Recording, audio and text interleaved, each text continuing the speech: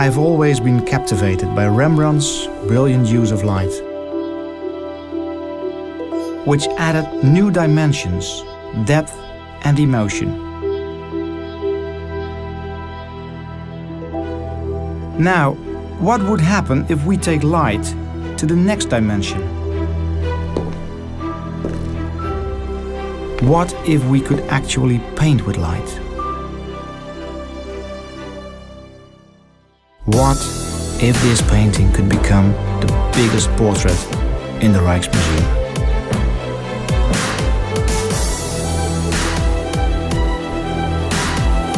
Starring you.